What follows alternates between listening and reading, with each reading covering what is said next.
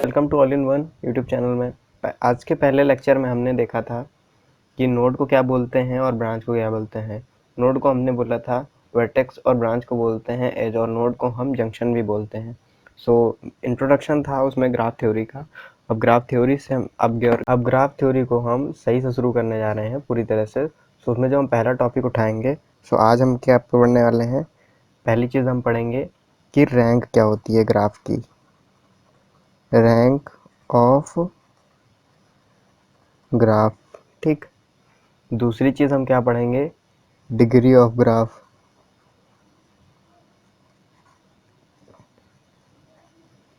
ठीक। और तीसरी चीज़ क्या पढ़ेंगे हम, कंप्लीट ग्राफ। ठीक। ये सारी चीज़ें हम पढ़ने वाले हैं आज के इस लेक्चर में। ठीक। तो रैंक ऑफ ग्राफ क्या होता है, यानी कि पहली चीज़ rank of graph. Rank of graph क्या होता है, तो मान लिया मेरे पास एक गिवन ग्राफ है। ठीक। ये मेरे पास एक नेटवर्क का ग्राफ गिवन है जिसके मैंने सोर्सेस को हटा दिया है, और ये मेरे पास कुछ इस तरह से इसकी करंट गिवन है रैंडम, क्योंकि आपको क्वेश्चन में करंट की डायरेक्शन गिवन होगी। सो इससे आपको घबराने की ज़रूरत नहीं कि मैं किसी भी डायरेक्शन में इसको ले रहा हूँ। ठीक। तो अब मेरे पास नोड ए, ये नोड बी, ये नोड सी, ये नोड डी, ये मेरे पास 4 नोड्स हैं। अब मुझे इस ग्राफ की, पहले नेटवर्क था, इसमें एलिमेंट वगैरह यहाँ रजिस्टर, यहाँ रजिस्टर, यहाँ सब सारी चीज़ें लगी थी, लेकिन अब ये कन्वर्ट हो चुका है ग्राफ में। अब इस ग्राफ को मुझे कन्वर्ट करना है, मतलब इसकी रैंक बतानी है। तो इसकी रैंक कैसे निकालेंगे, तो किसी भी ग्राफ की अगर रैंक निकालनी हो तो ग्राफ की रैंक निकालने का एक फॉर्मूला होता है n-1। अभी n क्या है, सो n हमारे नोड है, यानी कि नोड कितने हैं हमारे पास, 1 2 3 4, 4 नोड हैं। इन चारों नोडों को 1 से माइनस कर दो तो रैंक ऑफ ग्राफ निकल आती है इनकी 4-1। ठीक, 1 है, तो रैंक हमारी निकल के आई 3। ठीक। अब हमारे पास ये चीज़ें आ गई। क्लियर हो गया कि रैंक ऑफ ग्राफ क्या होता है। अब दूसरी चीज़ डिग्री ऑफ ग्राफ। अब दूसरी चीज़ डिग्री ऑफ ग्राफ। थोड़ी सी इंग्लिश मेरी कमज़ोर है, बट समझाने में आपको कोई प्रॉब्लम नहीं आएगी। सो अब मुझे निकालना है डिग्री ऑफ ग्राफ क्या होता है। सो मान लिया मेरे पास एक गिवन नेटवर्क है, नेटवर्क को मैंने ग्राफ में कन्वर्ट कर लिया है। वही सिंपल सा मैं बेसिक सा नेटवर्क लेके चल रहा हूँ, ये। ठीक। इसके नोड मेरे पास ए मान लिया, बी, ये सी, ये डी। अब इसमें भी करंट की डायरेक्शन गिवन होगी कुछ, ये मान लो ये करंट की डायरेक्शन गिवन है इस टाइप से कुछ। ठीक। अब मुझसे कहा गया कि आप बताइए कि इस ग्राफ की जो डिग्री है वो क्या है। ठीक। सो किसी भी ग्राफ की डिग्री कैसे निकालते हैं, सो इस चीज़ बहुत ध्यान से समझिएगा कि ये यहाँ पे हमारे पास कितने नोड हैं, 4 नोड हैं। ठीक। अब हमें इन नोड के पर डिग्रियाँ बतानी है। ठीक। टोटल, तो देखिए कितने नोड हमारे पास, 4 नोड हैं। अब इन चारों नोड को कैसे सॉल्व करना है, देखो नोड ए उठाया, ठीक, डिग्री ली है, नोड ए पर इनकमिंग करंट कितनी है, ये वाली करंट है और ये वाली करंट है, यानी कि ये करंट है, ये वाली आउटगोइंग करंट है। तो इसमें 2 करंट इनकमिंग है। सो इनकमिंग करंट को सिर्फ दिखाना, आउटगोइंग को नहीं दिखाना। इनकमिंग करंट से डिसाइड होगा कि हमारी डिग्री क्या है उस पर्टिकुलर नोड की। सो इस पर्टिकुलर नोड की डिग्री क्या है हमारे पास, 2। ठीक। उसी तरह हम ले लेंगे बी। बी की डिग्री क्या होगी, बी की डिग्री क्या होगी, बी की तरफ कितनी इनकमिंग करंट है, एक भी नहीं। सो बी की डिग्री क्या होगी, बी की डिग्री होगी 0। अब हम लेंगे C, node of C and degree, C node की क्या डिग्री होगी, तो सी नोड की जो डिग्री होगी, अब देखो 1 2 तीनों करंट जो है इनकमिंग है, यानी कि कितनी डिग्री हो गई इसकी, 3। ठीक। अब मैं उठाता हूँ नोड डी को। ठीक, नोड डी की डिग्री क्या होनी चाहिए? नोड डी पे देखो, आप बताओ कितनी करंट है यहाँ पे incoming D, particular D naught पे। सो इन दोनों में आउटगोइंग है, बट एक पॉइंट से यहाँ पे इनकमिंग है, तो एक है, यानी कि इसकी जो डिग्री है वो 1 हो गई। ठीक, ये क्लियर हो गया। अब अगर कोई पूछे कि किसी भी नेटवर्क की नोड की डिग्रीज दे रखी है और हमें उससे बताना है कि नंबर ऑफ ब्रांचेस कितनी है। मान लिया ये नेटवर्क नहीं दिया हुआ है, ये नेटवर्क नहीं दिया हुआ है, और अब हमें बताना है कि इसकी जो टोटल इसकी जो ब्रांचेस हैं वो कितनी है। सो नंबर ऑफ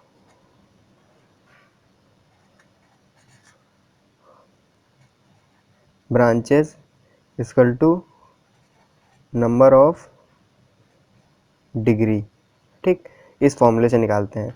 सो यहाँ पे हमारे पास नंबर ऑफ ब्रांचेस हमें पता करनी है, यानी कि b इक्वल टू नोड कितने हैं हमारे पास, नोड की डिग्री कितनी है, सारे डिग्री को उठा के एक बार जोड़ दो, कितनी है 2 plus 0 plus 3 plus 1 equal to 6। और वैसे भी हम पहले इस ग्राफ को प्रीवियस लेक्चर में डिस्कस कर चुके थे, यहाँ पे ब्रांचेस 6 थी। अगर ये हमें नहीं गिवन है, तो इससे हम ब्रांचेस डिसाइड कर सकते हैं कि कितनी ब्रांच होगी हमारे किसी भी ग्राफ के अंदर। सो इस फॉर्मूले से डिसाइड करते हैं कि हमारी डिग्रीज क्या क्या हैं, और डिग्रीज से हम डिसाइड करते हैं कि उसमें ब्रांचेस क्या क्या हैं। ठीक, तो ये क्लियर हो गया। अब थर्ड चीज़ जो हमारे पास है वो है कंप्लीट ग्राफ। कंप्लीट ग्राफ, अब कंप्लीट ग्राफ क्या होता है? तो कंप्लीट ग्राफ समझने के लिए पहली चीज़ हमें एक एग्जांपल लेता हूँ मैं। मान लिया मेरे पास मेरे पास कोई भी घर है, मान लिया ये मेरा एक छोटा सा घर है, यूं यूं करके। ठीक, तो इस घर के जाने के मैं कह रहा हूँ कि 3 रास्ते हैं। एक ये रास्ता है, एक ये रास्ता है, और एक ये रास्ता है। ठीक, ये रास्ता ए है, ये रास्ता बी है, ये रास्ता सी है। ठीक, और ये रास्ते हो गए घर के जाने के। ठीक, अब मैं बोलूँ मैं यहाँ पे किसी भी रास्ते से जा सकता हूँ। ठीक, तो एक बंदा है, वो अगर किसी एक रास्ते, ऐसा समझिए, किसी एक रास्ते से होकर घर जाता है, तो ये कंप्लीट पाथ नहीं है या कंप्लीट ग्राफ नहीं है। ठीक, किसी एक रास्ते से जाता है। ठीक, यहाँ पे कुछ ऐसा कॉम्बिनेशन होना चाहिए कि ये जो है ना सारे आपस में कनेक्टेड होने चाहिए, कि वो किसी भी, यानी कि जितने भी नोड्स हैं, एंड पॉइंट हैं आने के रास्ते, इन सारे से होकर यहाँ से यहाँ भी आ सके, यहाँ से यहाँ भी जा सके, और यहाँ से यहाँ भी जा सके, यहाँ से यहाँ, यहाँ यहाँ हर जगह जा सके। ठीक, कोई भी इनकम्प्लीट पाथ ना हो। सो इससे डिसाइड करते हैं कि हमारा ग्राफ कंप्लीट है या नहीं है। अब मैं एक एग्जांपल लेता हूँ आपको सामने। एग्जांपल है मेरा, जैसे कि ये वही बेसिक वाला ग्राफ।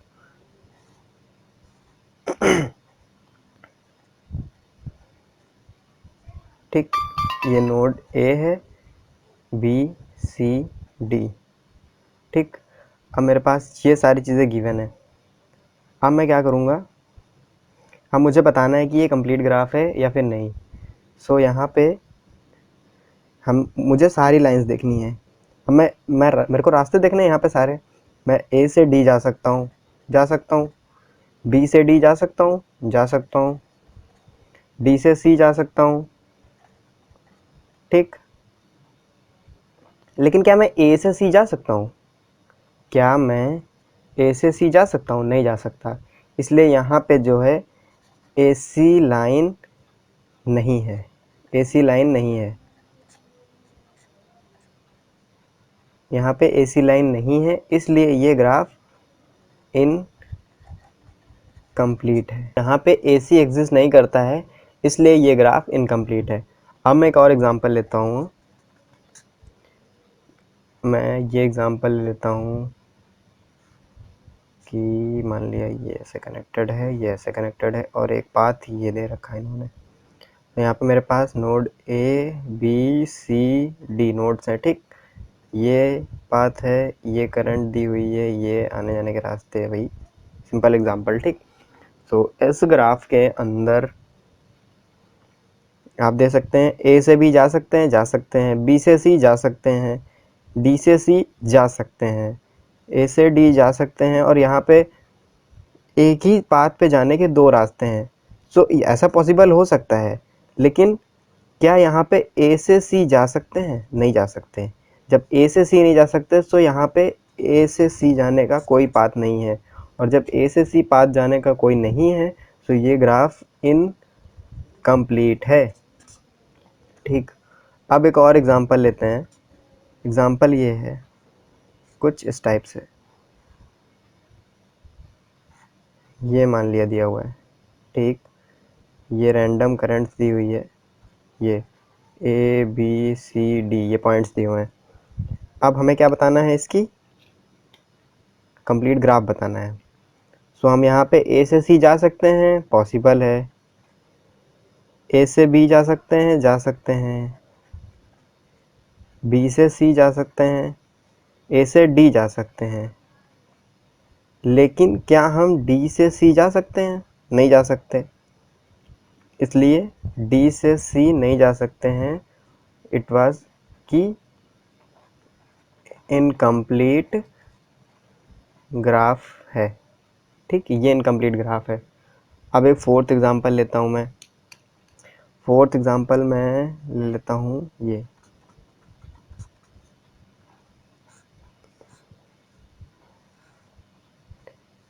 ये मैंने ले लिया एक ग्राफ।